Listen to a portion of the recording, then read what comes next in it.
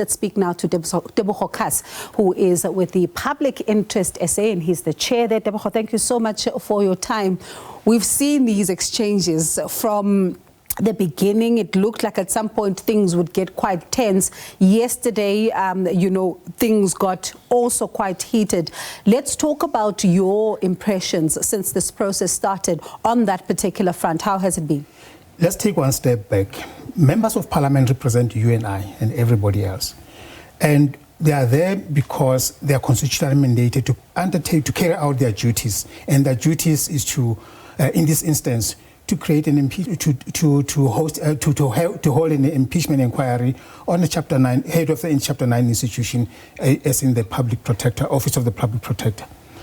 Now, our impression and our observation since this inquiry started, we believe that the Public Protector was not really, everybody, it was pretty obvious that she was not really keen to appear before the committee. So it was expected that this type of antics or some form of delaying tactics or untoward conduct might happen, but not to the extent that we see it happen. First, it started very slow, gradually, and now it just escalated very quickly insofar as the conduct, the unsavory conduct towards the chairperson and the committee members. Are you, concerned about this? Because I've also spoken to some legal analysts who say that they do understand a little bit of her apprehension, because these are MPs, some of them that would have spoken out publicly against her in several interviews. And now they've got the task to decide whether or not she's fit for office, and saying that obviously at the face of it, this process is already tainted because they've got views on her already. What do you make of that, though, when it comes to some of them saying they do understand why she would be apprehensive? That's just a red herring, with due respect to whoever the legal eagles that you're referring to. Because when the process started, to the extent that there are those allegations or that thought, they ought to have dealt with it from the onset and said, MP X, Y, and Z, you've commented about this, you've done this and that, therefore you must be recused from the committee, find a substitute. Then the committee, just like jury selection. So it should have happened at that point. Now to come and cry foul now, missed a hearing, I think is a bit disingenuous on their part. Some have described the exchanges, and particularly yesterday, as deeply troubling, saying they are shameful and they should not be tolerated. Others are saying that, going as far as accusing the media of not reporting fairly on this one, because they say they understand why, Advocate Dali Mpofu would act in this manner. Would you agree with some of those that are saying that this was quite unfortunate, or are you leaning towards those who are saying that it's fair? Yeah, look, we're all entitled to our own thoughts, but we are not, we are not entitled to our own truth, in other words, because conduct that is unbecoming is conduct that is unbecoming. It doesn't matter who conducts themselves. If I'm rude to you, you can't say, I've got justification to be rude. Rudeness is rudeness.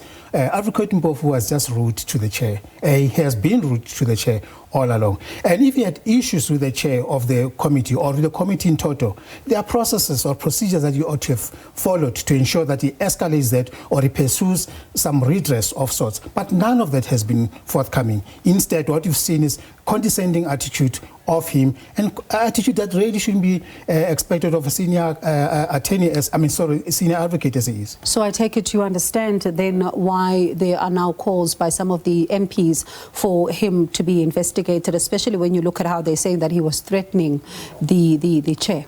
I think it's crossed the line. He's crossed the line long ago, but this time I think he's crossed it by miles, because to make the kind of threats that you did, it's ominous. And what we ought to be careful is that this shouldn't be a harbinger of things to come, because he's setting a tone, he's setting a precedent that anybody else can go and be as arrogant as he seems to, not as he seems, as he was to the committee, condescending to the chair, and the kind of utterances, snide remarks that he's made, a host of many other unsavory comments that he made.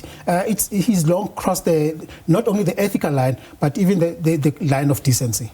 So what do you then make of the fact that, because we're seeing in some media reports that Advocate Dali Mpofu says that he's now going to be looking at a process of potentially applying for the chair to recuse himself?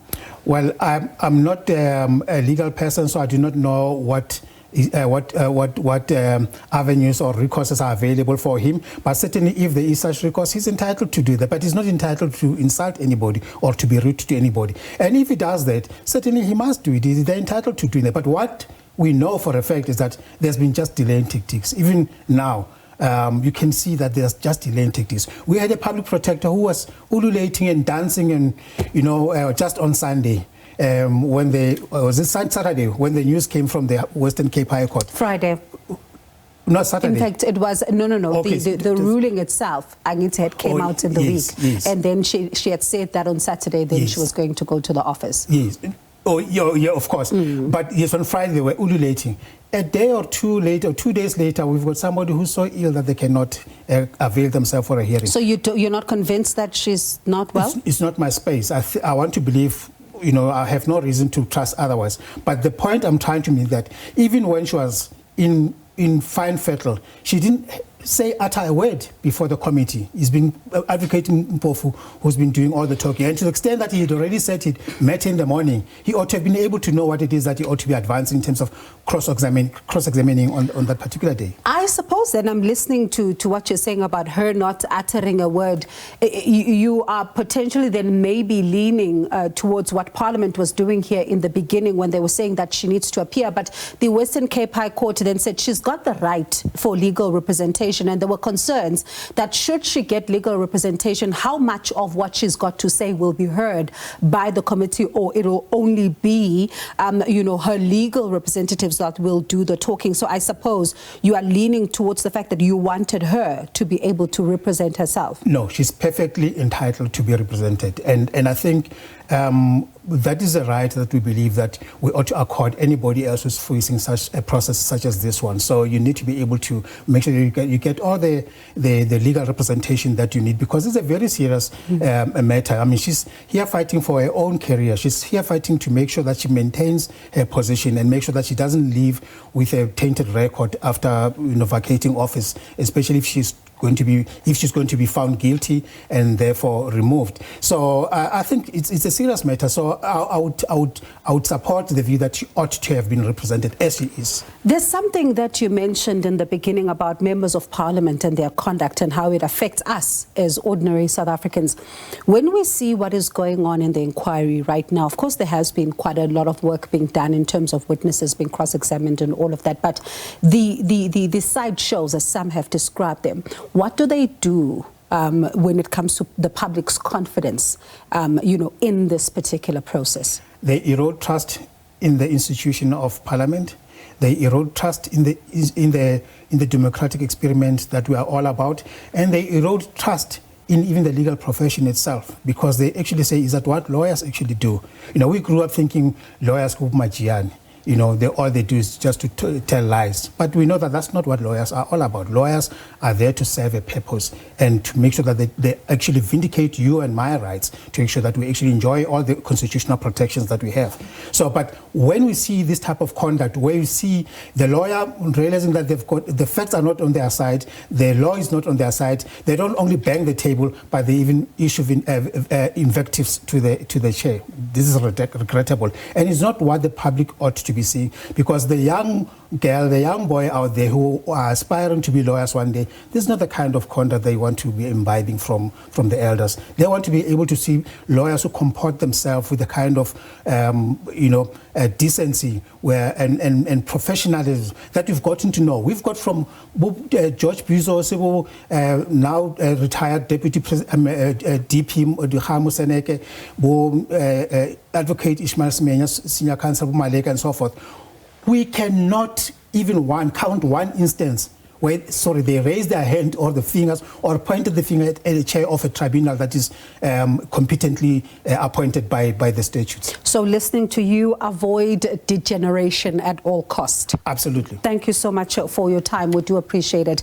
That was Tebogo Khaas. He is the Public Interest SA Chair. A lot of talk around this particular subject. We'll be speaking to the ATM's Vuyelwethu Zungula in the next hour on this particular matter, because he also sits in that particular committee.